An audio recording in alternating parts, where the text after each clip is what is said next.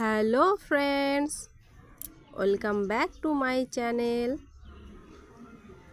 Gayatri lifestyle. তো আজকে আমরা বাটা মাছের ঝাল রান্না করব। তার জন্য একটা কড়াইটা গরম করে তার মধ্যে তেলটা দিয়ে দিলাম। এবার তেলটা গরম হয়ে গেলে তার মধ্যে আগে থেকে মাখানো লবণ হলুদ দিয়ে রাখা বাটা মাছটা গরম তেলের মধ্যে ছেড়ে দিলাম। একে একে মাছগুলো সবই দিয়ে দিলাম। মাছটা একটু ভালোভাবে ভাজা হওয়ার জন্য অপেক্ষা করতে হবে। দেখুন মাছটা কেমনভাবে ভাজা হয়েছে।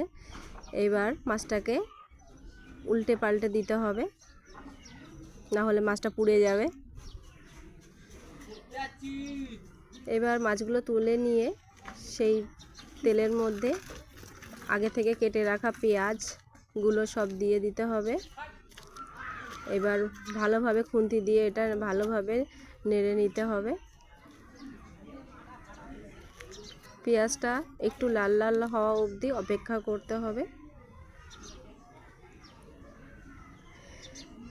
পেঁয়াজটা ভালোভাবে লাল লাল হয়ে যাওয়ার পরে এর মধ্যে যে বাটা মশলা বানিয়েছিলাম টমেটো আদা রসুন দিয়ে সেই পেস্টটা দিয়ে দিলাম। দেওয়ার পরে ভালোভাবে নাড়াচাড়া করে লবণ গুঁড়ো লঙ্কা জিরে গুঁড়ো হলুদ গুঁড়ো সব এক এক করে দিয়ে দিলাম। দিয়ে আবারও ভালোভাবে নাড়াচাড়া করে নিচ্ছি।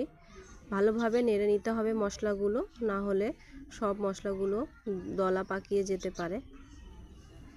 এবার ভালোভাবে মশলাগুলো নেড়ে নিতে হবে।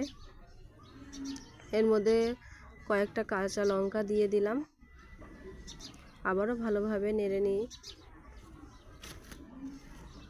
দেখুন কত সুন্দর কষানো হয়ে গেছে। এবার উপরে হালকা হালকা তেলগুলো উঠে এসেছে।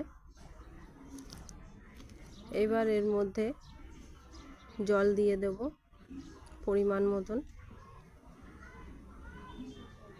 জল দিয়ে চারিপাশে কড়াইটা ভালোভাবে খুন্তির সাহায্যে ভালোভাবে ধুয়ে নেব।